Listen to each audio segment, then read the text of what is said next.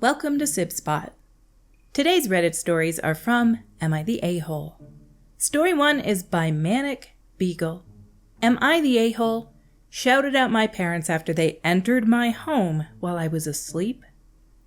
I live a 2-minute walk from my parents. My aunt is visiting and plans changed last minute for an event to happen today instead of tomorrow. My parents tried calling me at 9 a.m. twice, and when I didn't answer, I wear earplugs to bed because cats do cat things at night. My dad decided to just come on in at 9:30. My dog, who was in the room with me, started to lose his mind, which woke me up. I sleep naked. After pulling out the earplugs, I could tell that there was someone in my house, and obviously I was terrified. I grabbed my intruder blaster and poked my head out of my bedroom door to my dad in my living room. I was still half asleep, so I don't know what exactly I yelled at him beside, "Of course I didn't answer you. It's 9 a.m. And get out. I'm naked. What is wrong with you? Get out." But I feel bad now. After he left, I tried to call back my mom, but she didn't answer. Eventually, I got a text from her apologizing for scaring me, but apparently they were just so worried that I didn't answer their calls and texts at 9 a.m. on a Sunday that they had come over and had been knocking on my door and my windows before deciding to come in. I texted her back saying that I didn't know what about my aunt coming down to visit made them lose their manners about my house. They acted up in a different way last year when she came to visit, but they needed to cool it. I did not go to this event because no further information was given to me after they left. I assumed that they had intended to come pick me up this morning so that we could carpool, but when I yelled at them, they decided to go without me. I could have driven myself if they had given me the time and address where we could meet. I'm pissed because I missed out on a beach trip with friends to see my aunt, little cousin, and nephew this weekend, and just like last year, they're all acting like everyone should bend over backwards to accommodate them for their last-minute decisions. Edit, they do have a key to my house.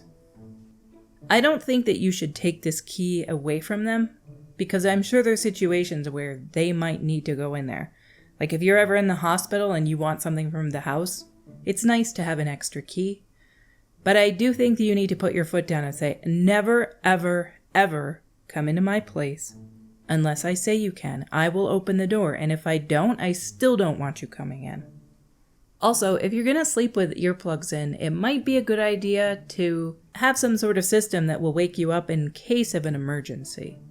Like, I don't know if you can set something up that will, like, your phone goes off and it goes off super loudly, or you can hook it up to some system that will vibrate you or something that will wake you up in case there's an actual emergency. This really doesn't sound like an emergency. It was just your aunt visiting, so I would definitely put my foot down and say, do not ever come into my house unless I open the door or tell you can come in. Our next story is by Build and Chill. Am I the a-hole for getting frustrated with my girlfriend's messages after my dad just died? My dad died a few days ago and I'm mourning him. There were some difficulties with getting my family to organize a celebration of life for him, so it's mainly fallen to me. On top of this, I have a 2-month deadline to submit a research paper for my job before my contract is up. Afterwards, I will have to move to another research institute. Likely not in the same country. Finally, I have recently developed frequent gastrointestinal pain, which is negatively impacting my quality of life. My girlfriend went to Europe to visit her sister and travel, tour, and sightsee. She booked her vacation long before my dad passed and flew out before then as well. I was with my dad in the hospital for around 14 hours the day before he died. I called her to talk to her and she was supportive, and spent a long time on the phone with me. 2 days later, however, while she's out touring, she sent me pictures of jewelry in the local shops that she likes in order to, quote, train me to understand her style, quote. I wasn't very responsive to this, but she seemed adamant that I understand her preferences. The next day she sent me another picture of jewelry and I also wasn't very responsive. She picked up on this and asked what was wrong, so I told her, my dad just died, so jewelry shopping is not going to register in my mind. After this, she apologized, and I told her I knew that she wasn't trying to be insensitive, but that there was a time and a place for things like this. As far as I was concerned, the issue was settled. This morning, she messages me and tells me that she doesn't like the way I talked to her yesterday about jewelry, and that it's better if we don't talk rather than dealing with our issues over text. She said she knows that I have a lot going on, but she also has reasons for sending me messages. I don't know what the reasons are, but I feel hurt by this. From my perspective, my dad just died. Much of the death arrangements have fallen to me. I'm weeks behind on work, and my girlfriend's biggest concern is that I told her I didn't want to talk about jewelry or consider it important. I thought the issue was settled, but evidently it wasn't settled for her. I feel like she has been insensitive and hasn't considered the issues I'm facing, even though she knows about all of them. Am I the a-hole? You're not the a-hole at all. She is being insensitive, absolutely, and she also shouldn't be trying to argue with you during this time. But relationships are complicated, and I'm wondering if maybe she knows deep down that you don't really want to dwell on a topic and you want to be distracted. If something is hurting you like this, and she's trying to distract you just by making conversation. I'm not sure if she's just being insensitive and trying to show you jewelry and say, I might like this someday, or if she is just trying to distract you with just conversations about anything that she's experiencing. Relationships are complicated. I know people like that would say, talk to me about anything else but the thing that's bugging me, because I'm way stressed and I need a distraction. It really depends on what kind of dynamic your relationship has in that sense. But even if you guys had some sort of an agreement where she should distract you if you're having a really bad time, she shouldn't then be having an argument with you about how you didn't talk nicely to me about jewelry, how dare you, that's not cool. Down in the comments by Shiloh X35, Danger, danger, Will Robinson. She sounds extremely self-centered. I would treat this as a major red flag, not the a-hole. I'm sorry for your loss. Under that by Kindly Umpire 750. This, a million times this. Sending jewelry pics to train you, WTF, is just something else. Doing this in the first place is a huge red flag. Her reaction when you called her out for how it made you feel is even more alarming. It's not difficult to anticipate that someone who has literally just lost a loved one needs support and understanding.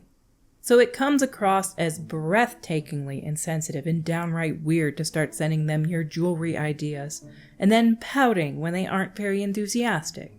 Because, the person is grieving. I'm so sorry about your dad. It's awful losing someone you love. Take care of yourself.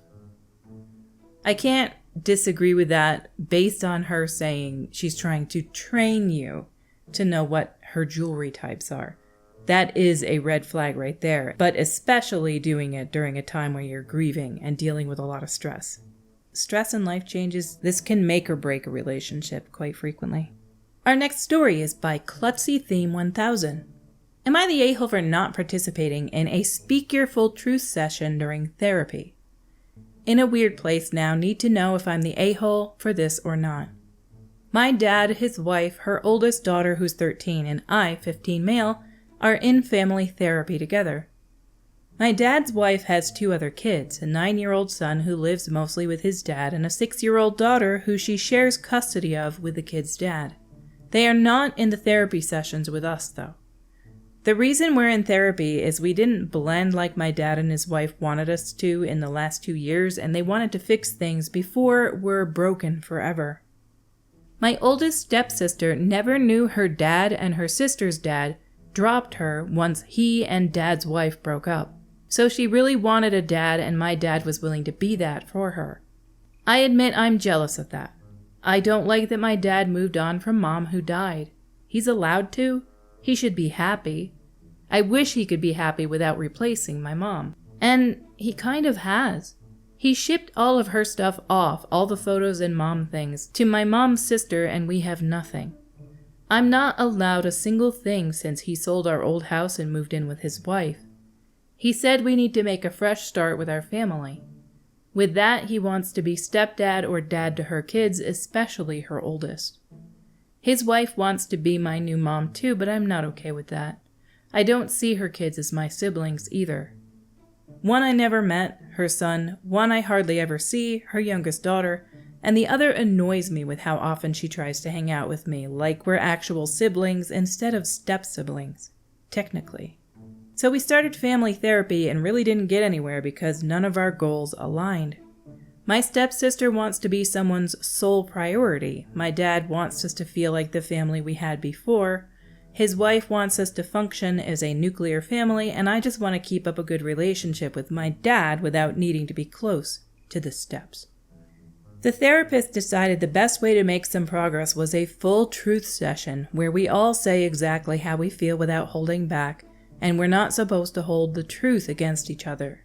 I went to the session ready to say how I felt, but then my stepsister spoke first, and when she talked about loving me and Dad, feeling like she didn't belong, how she wants a sibling who actually feels like a sibling, and how much she never felt like she belonged, I didn't feel good about saying I don't care for her, her mom, or her siblings at all, and don't want to be her brother and don't want to share my dad with her, and hate him so much for erasing my mom and wish the whole marriage would end and we'd never see each other again.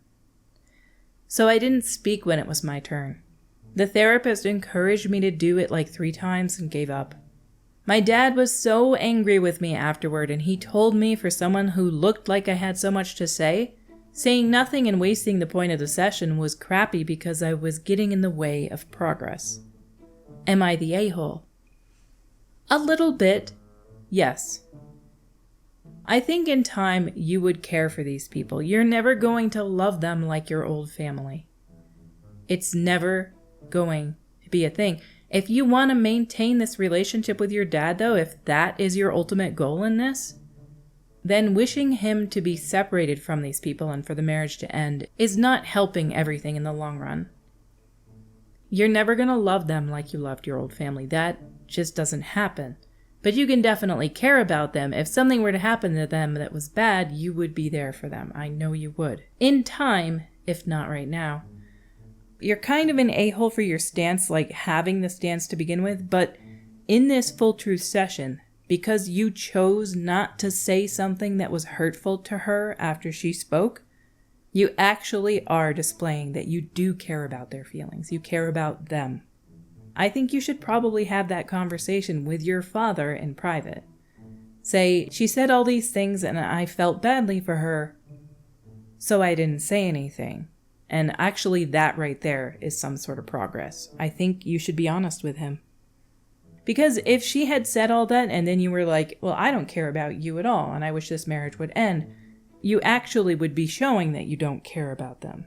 But the fact that you held your tongue shows that you actually, deep down, do care for them, at least in a small way.